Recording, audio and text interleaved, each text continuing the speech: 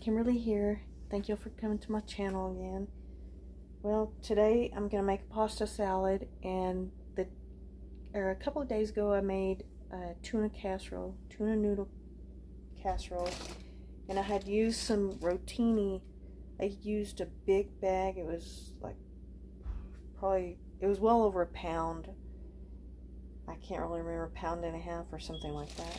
And I cooked the whole pot. I made a large portion, I guess I would consider a large portion of casserole, because I used about 3.5 to 4 cups of the cooked noodles. And I still have in this bowl, I've probably got at least 2 to 3 cups left over. So I'm going to make that pasta salad tonight. I got off work and I'm really hungry, really tired. So I'm going to go ahead and make this. I'm going to show you my ingredients. Okay, there's the bowl of pasta. It's already cooked. I had just let it cool down and I put it in the fridge, covered it, put it in the fridge. And for this pasta salad, I use bell pepper, Roma tomatoes, and avocados.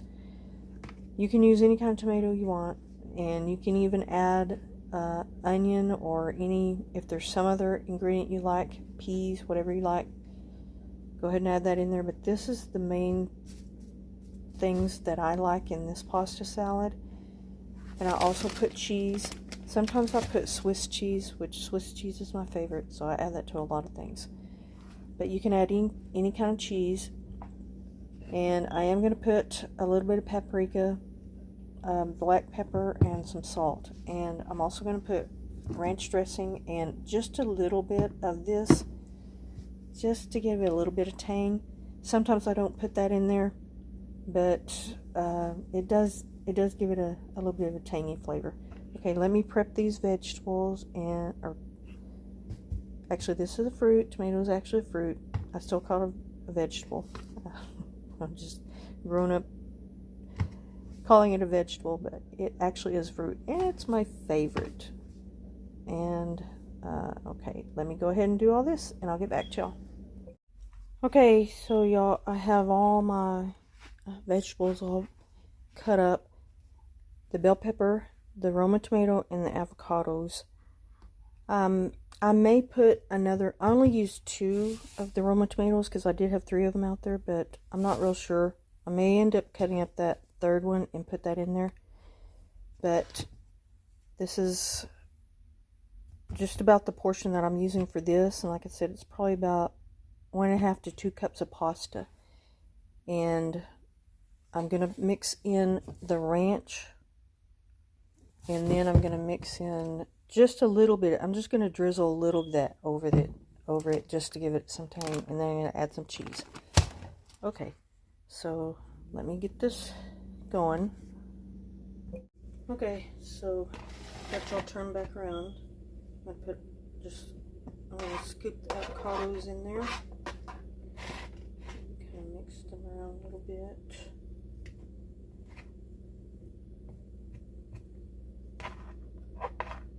And the pasta I used is the rotini. It's this kind of spirally looking round pasta.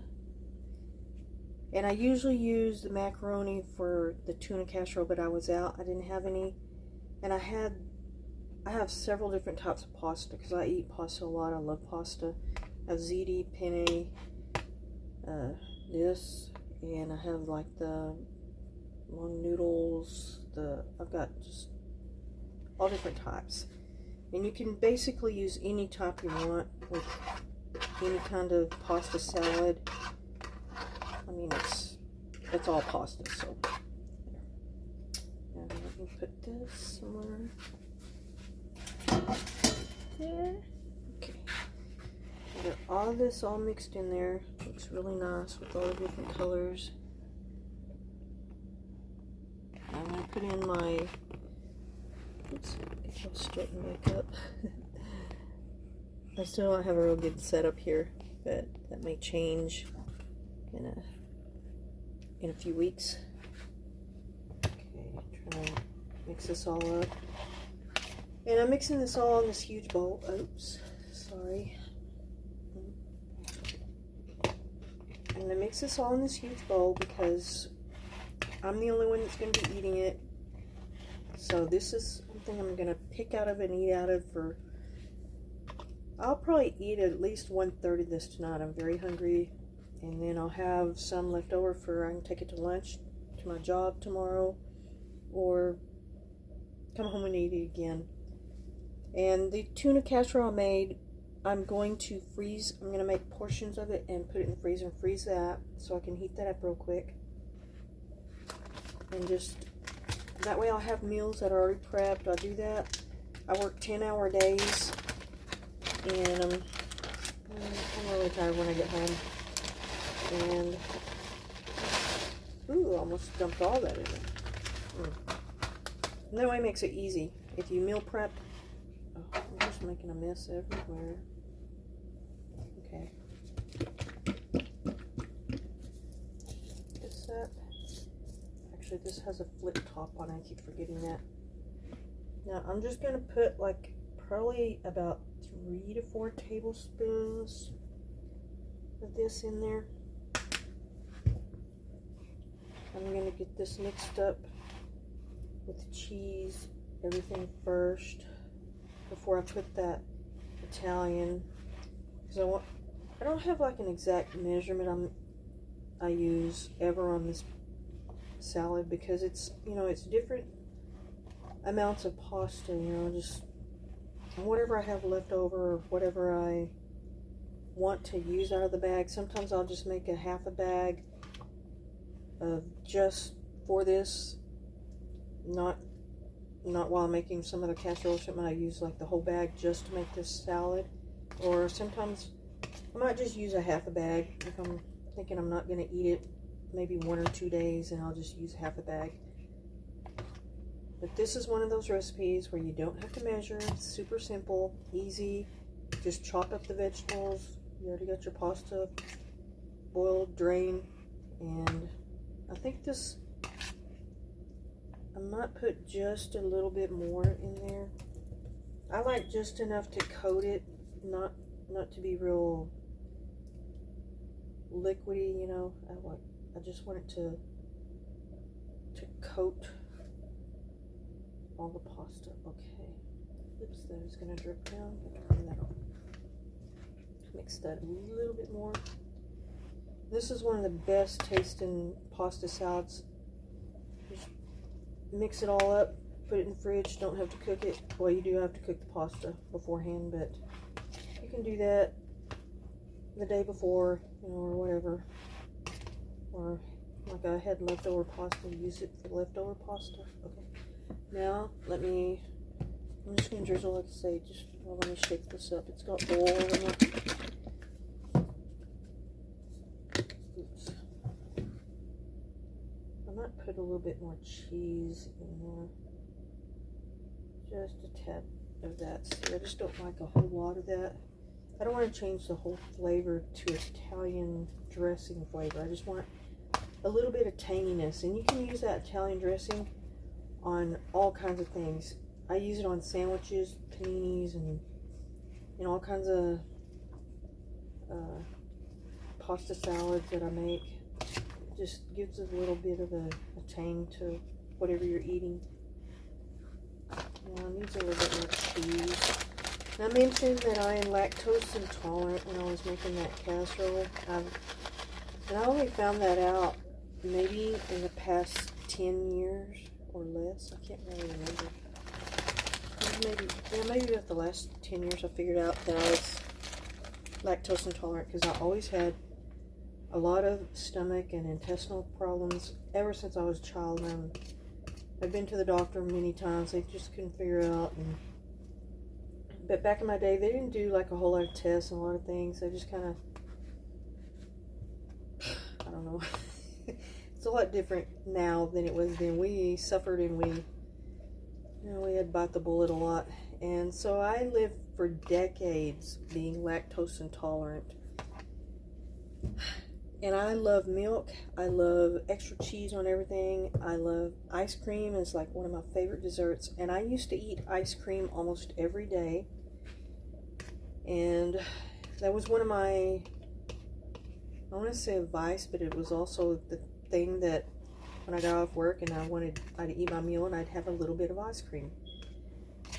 Bluebell ice cream. Bluebell vanilla is the best. And eventually I was looking online because I was like, I just don't know what's wrong with me. And I figured out it was lactose intolerance. And I tried to control it by not eating a lot of cheese and milk, and I quit eating ice cream, which was really hard, and I hated it. And then I found that they make lactose pills that you can take, so I just take those. And mine is not as bad or severe, I think, as some people's intolerance, so I guess I'm a little bit lucky on that. Okay, now I'm going to add these spices. I'm going to just put just a little bit of paprika.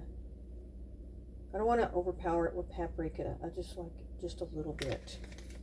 And then the pepper, which I use quite a bit of pepper on everything that I like. So I'm going to put quite a bit in here. You can adjust it to your taste. And I'm going to add just a little bit of salt. I'm also on a low salt diet, but the salt's not coming out.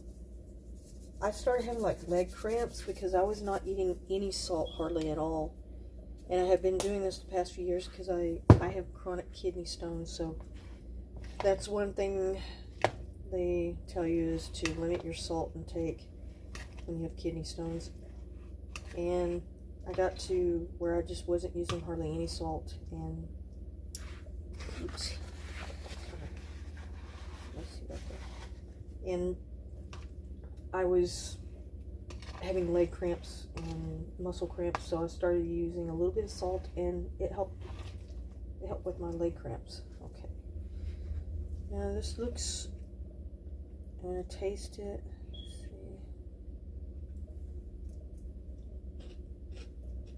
see. Oh my gosh, so good. I think I'm going to put a little bit more ranch in there. This is a huge bowl of pasta. And it's all for me. Yeah, I need a little bit more. Wow, making a mess like that. Mix that around a little bit more. And actually the day after, it may need some more ranch dressing because the pasta will soak it up. And that's like when I was making that casserole yesterday and I was adding the milk. At first I think I said something about adding just a half a cup of milk, but I was using so much pasta. By the time I was putting it all together, I was thinking, yeah, that pasta is going to soak up. It needs some kind of liquid to soak up. And so I ended up putting, I think, almost a cup and a half of milk in that pasta, in that tuna casserole, because of the pasta. Because pasta will soak up, you know, liquids. It will retain whatever kind of liquids. So let me give it one more taste.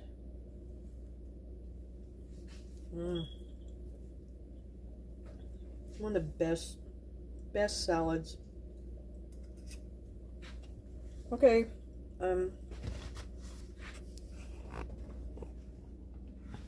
Thank you all.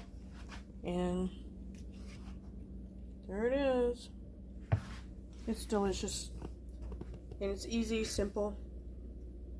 Go ahead and try it and make it, especially if you have like picnic or you got to bring a dish to work, a work thing, or just to feed, you know, a side dish with a meal or something like that. Makes a great, this is a great pasta salad. Okay, thank y'all. Y'all have a good night.